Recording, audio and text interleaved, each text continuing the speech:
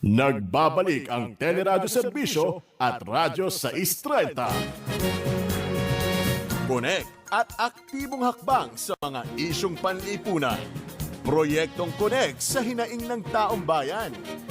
Ating pag-usapan sa Connectivo. Connectivo.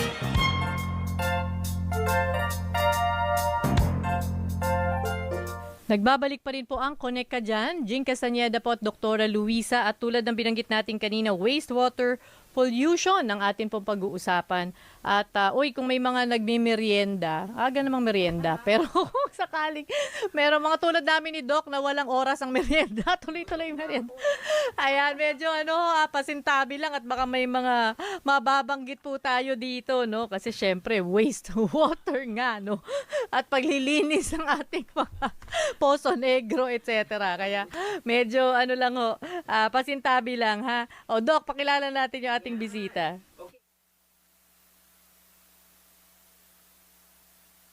Ay, Mike. Ayan, hanggang ngayon. Natawa sila. 13 years na ako nasisigawan ng Mike, okay. So, ayan po, ang ating pong unang panauhin ay si Engineer Bernice Cacho. Isa po siyang Registered Sanitary Engineer. Hi, Engineer Bernice. Hi, Doktora. Good afternoon po. Ayan, ito si Jing. Ayan. So, Hi, Doc. At hi, Doc. Tuloy, hi, Engineer. Oh, go. Hi po, Miss Jing. okay, kasi medyo technical kaya nag-i-invite tayo partner ng mga eksperto. Diba? Hindi ko rin Correct. naintindihan Oo. Okay, so ito ay hindi namin naintindihan yung buong sistema, yung sewage system sa Pilipinas. Dapat kaya kung mapapaliwanag natin, no, yung layman's term para maintindihan ng ating mga kapamilya. Okay, so umpisahan natin, bigyan mo muna kami ng wastewater pollution profile o issue, no, sa ating bansa. So, good afternoon po. Currently, yung Philippines is maraming challenges na kinakaharap. Pangunahin na sa sanitasyon. Kagaya na nga ng sabi nyo, yung mga wastewater pollution. Una sa lahat, malaking porsyento ng populasyon ng ating bansa, lalo na sa mga rural areas and informal settlements, ang walang maayos na access sa improved sanitation facilities. Sumunod, ang paggamit ng open defecations or yung mga basta-basta na lang silang nagda-dump ng kanilang mga wastewater or yung kanilang mga dumi kung saan-saan, lalo na sa rural areas nga. At isa pang challenge na nakita natin is yung wastong wastewater treatment.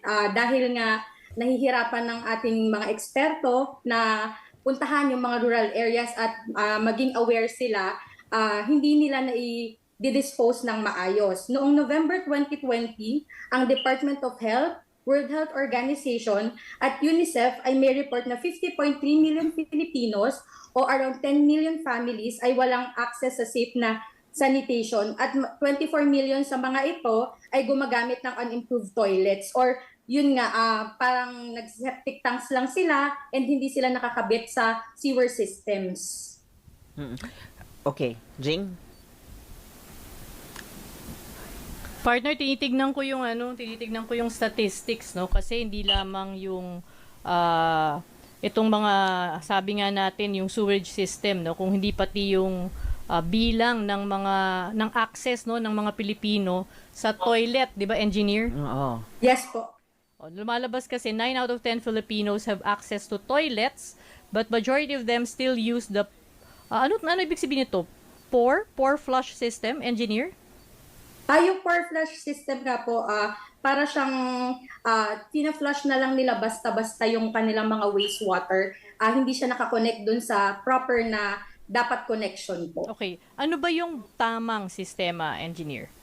Yung tamang sistema kasi niya, since ang Pilipinas, ang Metro Manila ay meron tayong mga concessionaire, water concessionaires. Kung sino po kasi dapat ang nagsusupply ng tubig ay sila din yung nagtitreat ng wastewater ng bawat household. So, yung mga household po natin is meron siyang mga septic tanks currently. Then from septic tanks, pupunta po ito sa sewer networks at itatransport ito papunta sa mga facilities ng mga concessionaires. Pero since sa Metro Manila lang po, may dalawa tayong concessionaires, yung Manila Water nga and yung Maynilad. Iilang porsyento lang po ng mga Pilipino yung kanilang nakikater. While dun sa mga rural areas, yung mga LGUs na po ang bahala since sila po yung nag-susupply ng water sa bawat LGUs.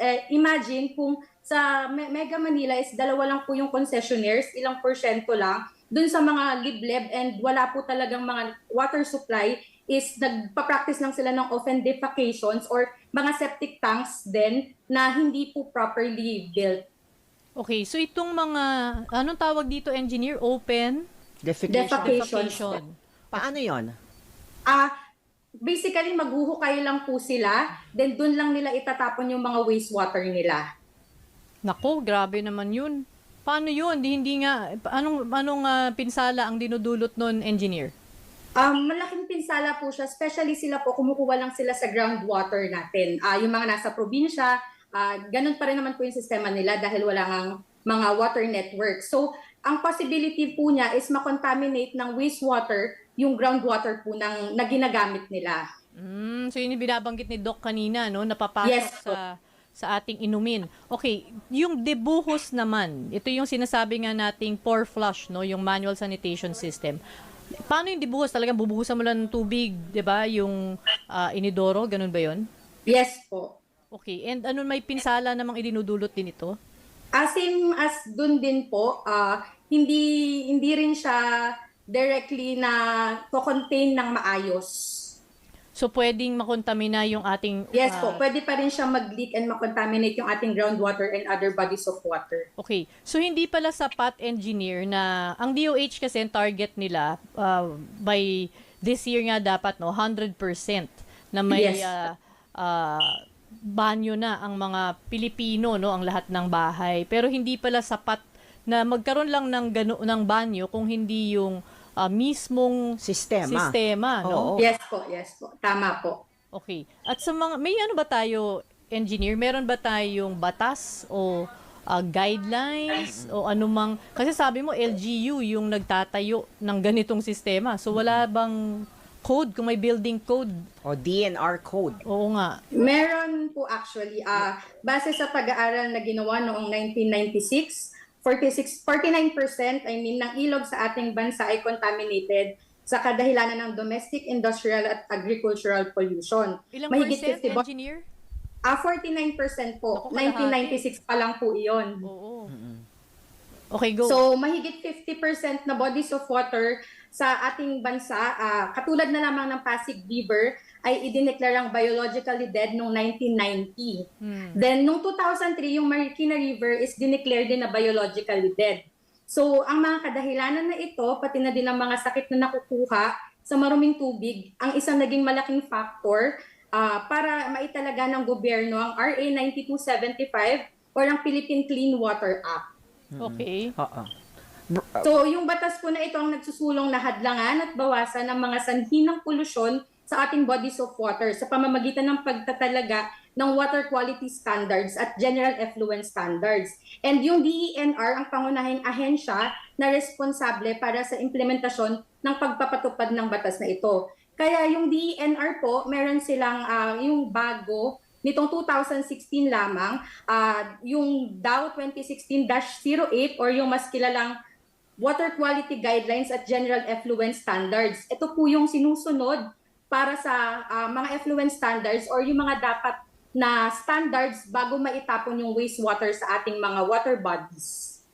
So ano itong wait, I just wanna go back, Bernice, kasi sabi mo nakaka-alarma naman yun. Akala ko Pasig River lang ang patay, partner. Alam mo naman, isa yan sa mga Correct. programa ng ABS-CBN Foundation, yung ating Kapit Bisig para sa Ilog Pasig, di ba? Talagang meron tayong mga river warriors, laking effort ni Miss Gina Lopez na partner kunin at ilipat yung mga taong nakatira sa estero at dalhin sa bayan ni Juan dyan sa Laguna to help to solve the problem in Pasig River. So na-alarma lang ako na sinasabi mo pati ang Marikina River ay Yes po. patay na rin. So can you tell us, how do you say na patay na yung river? Paano yan naka-qualify? So, nakakwalify po na yung river is biologically dead.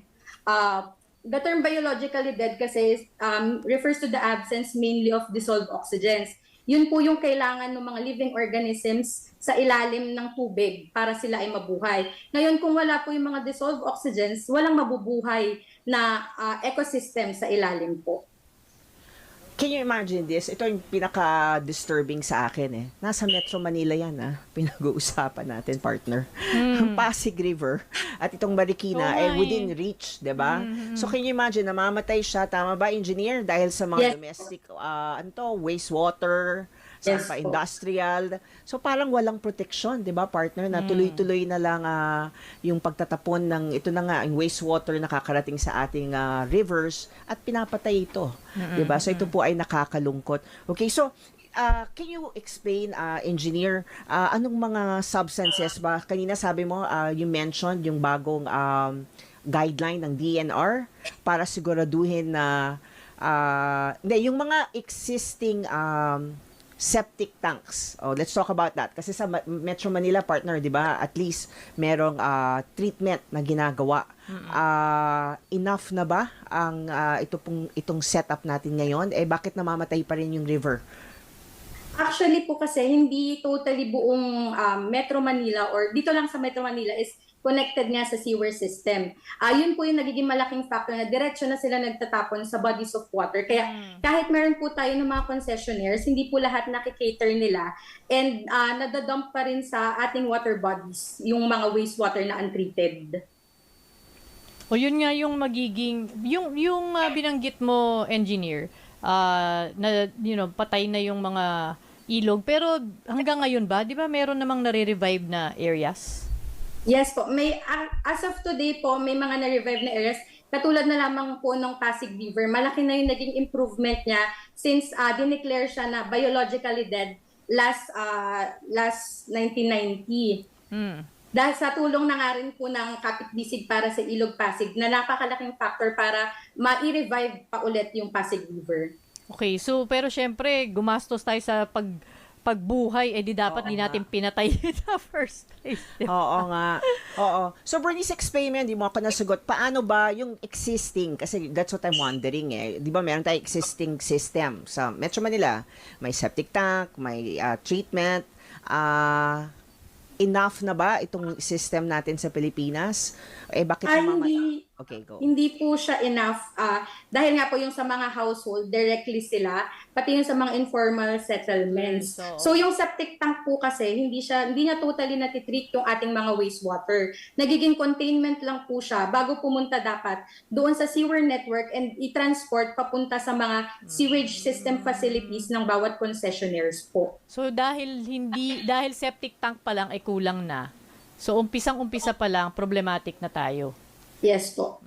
Okay. So yung mga septic tank na yan, kanina nga pinag-usapan namin off the air yung mga private households at yung mga kumpanya, walang problema doon, engineer. Yes po. So ang problema natin ay mga informal settlers at ano pa? At yung mga nasa rural areas po. Sa rural areas. No, okay. pero yung existing septic system, septic tank to the treatment system natin ay okay. Okay po yun kung talagang nakakonect siya sa sewer system ng bawat concessionaires po. May nagche-check ba nun, engineer? Yun po yung hindi natin alam. Pero part ba yun ng di ba minsan Sinong government bago ka agency? aprubahan ng occupancy permit, di ba, bibigyan ka ng sanitary permit, kasama yun sa chine-check. Yes po. Okay. Sa household po kasi hindi siya binibigyan ng mga sanitary permit pag maliliit na household lang. Yung malalaki pong establishment, sila yung kumukuha ng discharge permit. Sa pamagitan po ng discharge permit, doon nasisigurado ng DENR na nakakapag-comply sa pagtatapon ng wastewater yung ating mga industries. Okay. Sa pagkakaalam mo, engineer, yung pagkakaroon ng yung pagiging stricto sa aspetong yan, kasi halimbawa, 'di ba, marami tayong naririnig na corruption sa building code in that area, yes. Na nalalagyan, etc. hanggang magka-problema na kaya gumuho yung building o anuman, tsaka natin nalalaman. Pero dito sa aspetong ito na binabanggit mong may clearance na binibigay, okay ba yes, yung ano bang update natin dun? pagdating sa Currently efficiency? po, ipinapatupad pa rin naman po yun, yung pagkuha ng discharge permit. Kailangan makapag-comply yung kanilang system kasi yung ibang industries po na malalaki, sila po yung parang tinatalaga na magkaroon ng sariling sewage treatment plant sa kanilang mga facilities. At bago nga ito mailabas sa ating mga bodies of water, i-check ito ng DENR kung nakakapag-comply sa mga parameters na nakapaloob sa DAO 2016-08 bago sila mabigyan ng discharge permit po. And pag nahuli po na hindi sila nakakapag-comply is may karampatang fines and penalties. Okay. Bakit yung mismong LGUs ay hindi sinusunod itong mga binabanggit mo? Siguro po dahil mahal yung mga sistema na ganito at hindi nalalagyan ng budget para sa sanitation. Sana lagyan ng budget, no? Maging priority. Okay. Hindi ko alam kung may info ka, engineer, pero curious lang ako. Meron bang mababanggit na LGU na maganda ang sistema? Oo nga, ang sewerage system. Siguro po ngayon, meron mga LGUs naman na nagsisimula na kumilos na patungkol sa kanilang wastewater problems.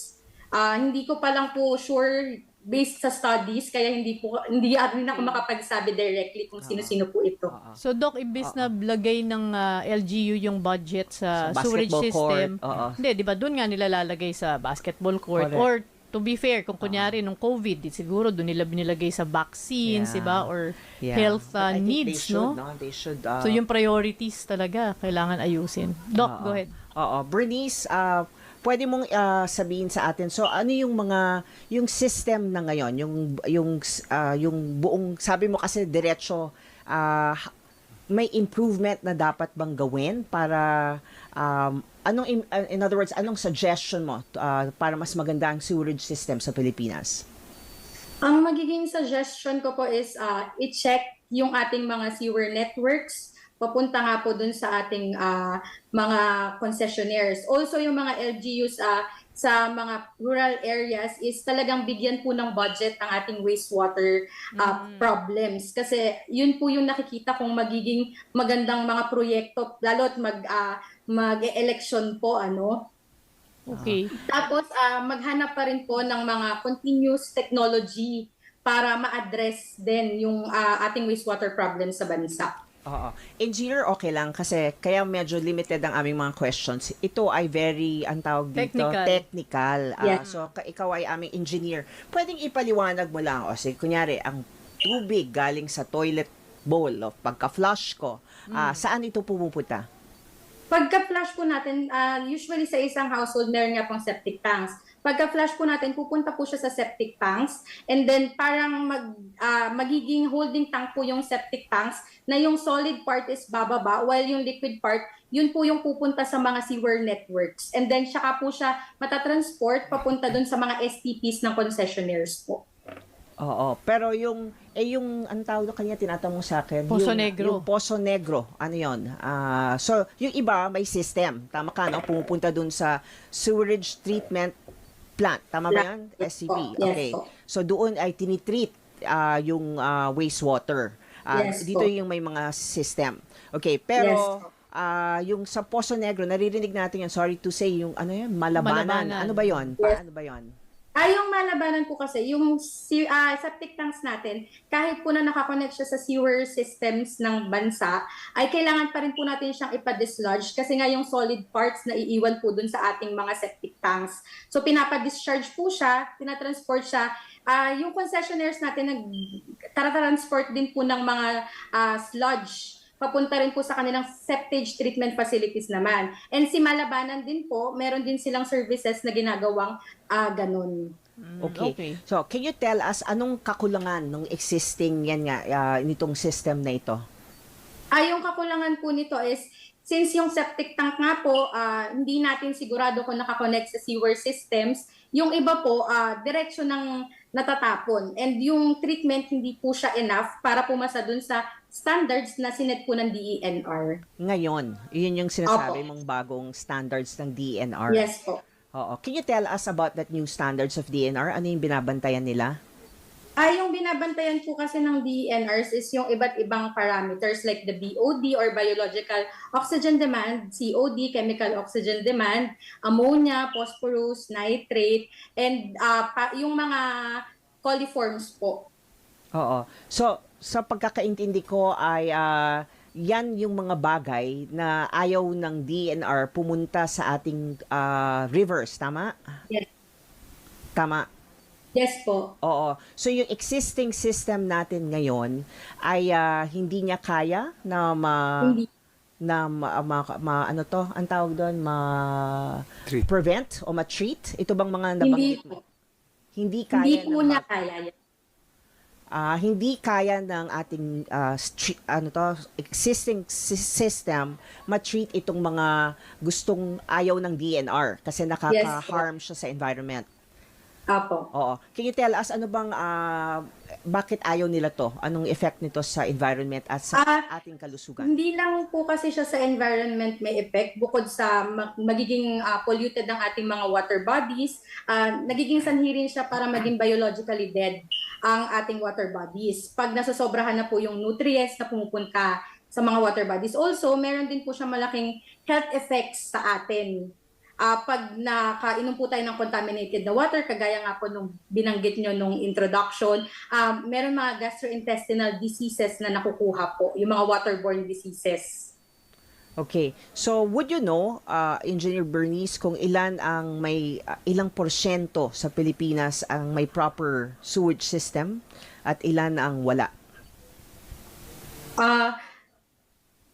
Merely 5% of our population dito sa Pilipinas po ang connected lamang sa sewer system. It is based pa po nung 2015 studies of UNIDO and World Health Organization. 5%? Pero ngayon Ilang po, percent, engineer? 5% po. 5%? Ang baba Oo nga. Yes po. Okay, you were saying? Sige, tuloy mo lang. Based pa po yun dun sa 2015 study ng UNIDO and World Health Organization. And I believe naman po yung mga concessionaires natin and yung mga industries is ginagawa nila yung best nila para ma-improve ito since pinatupad nga po yung mga bagong DENR mandates. Magkano yung, di ko alam, engineer, syempre maraming factors involved no, to come up with a budget. Pero halimbawa, sa isang maayos kasing banyo, may budget tayo, di ba, per toilet. Meron ba tayong masasabing ganun sa figures? Kasi nagtataka lang ako bakit yung mga LGU, di ba? Gaano kalaki ba itong pinag-uusapan natin, hindi nila mabudgetan? Yung household po kasi natin, septic tanks lang po talaga yung sewer systems na meron sila. Tapos, ang LGU na po ang bahalang mag-treat ng mga wastewater dapat na nakokollect galing sa sewage treatment, galing sa mga septic tanks po nila. Mm-hmm. So, depende po yun kung gaano kalaki yung isang LGU, kung gaano karami yung flow na kailangan po. Mm-hmm. Yes po. Oo. Hindi, naalala ko yung engineer, pero nagko-cover ako dati. Ang dami kong features sa ganyan, Doc. Mm-hmm. And dito sa yung mga bahay nila, nasa ibabaw talaga ng ilog. Mm-hmm. Tapos butas yung, may banyo sila, pero pag pumasok ka dun sa kwarto, walang toilet bowl. Butas dun sa kahoy. Tapos dun ka pupupot, diretso ka dun sa Kaya nga, doon sa ilog, babagsak yung iyong Imagine may dumi. sinasabi ni Engineer Bernice, 5% lang. Oo, grabe. Diba? No? Ng ating populasyon ang may proper sewage system. Yun ay 2015 study. So nakakalungkot, no? Na ito yung inuulat ng World Health Organization. Sana man lang, 'di ba? Mabigyan ng pondo ito ng ating mga LGU, ng ating pamahalaan, 'di ba? Ng DPWH, 'di ba? Ng DOH, ng DNR, sana isama-sama silang pag-aralan kung paano may improve ang sewage system sa ating bansa, 'di ba? Engineer, bilang huling tanong, no? Bilang ang daming ang mga players, no, sabi nga ni Doc. Pero which agency should be at the forefront of this issue? Nangunguna nga po yung DNR sa pagbabantay. Yes po. Pero binibigay sa mga LGUs yung parang pagpapasya kung paano po nila mapapabuti yung ating wastewater systems ng bawat lugar. So, DILG yun. LGU. Okay. Diba? Oo nga, napakaliit. Pero, can you tell us about, before we let you go, yung ang tawag doon, yung clean water, tama ba yan? Anong tawag doon yung act? Clean Water Act po. Okay. Sige, ano yung Clean Water Act para paalalahanan ang ating mga kapamilya tungkol sa Clean Water Act ng DNR at sabi mo may penalty. Okay, go. Yes po. Sa Clean Water Act po kasi, pag nahuli ang isang establishmento na nagtatapon sa water bodies ng hindi pasado sa effluent standards ng DNR, merong karampatang fine na binibigay. Sa pagkakaalam ko po, nasa 19,500 hanggang 500,000 per day yung maaaring penalty po. Okay, so engineer, bilang panghuli, ano ang yung parting shots? Sana Parang po napaka-negative nung ating we painted a very negative picture. Ano bang pwede nating take away para sa ating mga manonood? Sana maging aware po, hindi lang yung mga LGUs, pati yung general public sa nangyayaring water pollution nga po dahil sa hindi maayos na wastewater management ng ating bansa. At sana mabigyan din ng karagdagang programs batay dito sa problema na kinakaharap natin. Yan. Thank you, Engineer. Alam mo, partner, gusto ko lang pong idagdag ito pong impormasyon na ito tungkol sa ating Philippine wastewater status, no? Sa Pilipinas, ito yung O50 na binabanggit niya. Sa pag-aaral ng UNICEF at WHO, ang sabi, 10% of wastewater undergoes treatment, while 58% of groundwater is contaminated. So, merely 5% of the population is linked to a sewer system, with the majority relying on the flush toilets connected to septic tanks. No? So tuloy, tama siya, diretso sa tubig yon. So given the scarcity of facilities for treating and disposing the sludge and treated domestic wastewater is released to the environment. So sabi dito naman sa pag-aaral ng Joint Monitoring Program for Water Supply and Sanitation ng UNICEF, sabi niya, partner, projections suggest that by 2025, ang water availability will become precarious in the majority of major cities and in 8 out of the 19 main river basins within the nation. So, tataas ang waterborne illnesses. It will continue to pose a significant public health challenge in the country. Ayan, no? So, Metro Manila, sabi ng Philippine Environment Monitor, sa Metro Manila, only 11% of the total population is indirectly connected to a sewerage system. 85% are served by over 2 million ill-maintained septic tanks and 4% of the population has no toilet. So partner, syempre, papa-update tayo mamaya sa Manila Water, no? Ito ay mga old studies, but hindi naman so old, no? But ito yung mga recent na analysis nila. So sana may improvement at sana nga ay gumanda pa, partner, di ba? Sa Yeah. tulong nga ng LGUs at ng iba-ibang ahensya ng ating gobyerno. Oo, kasi partner, yung ibang mga bansa nandun na sa water recycling. Oo nga. Tayo Layo. napaka-basic, kulang pa rin pala. Ayan, so Engineer Bernice Cacho, ang atin pong bisitang registered sanitary engineer. Thank you po, Engineer. Thank you din po, Ms. Jean. Thank Thank you, you. Doktora. Ayan, thank you po sa inyong pagiging kaserbisyo natin, no, dito sa ating programang Connect Ka Dyan. At sa atin pong pagbabalik, ang iba pa po nating mga eksperto pagdating po sa water treatment at syempre dito po sa ating issue ng wastewater pollution. Sa pagbabalik po ng, syempre, walang iba kung hindi Connect Ka Dyan! Dyan!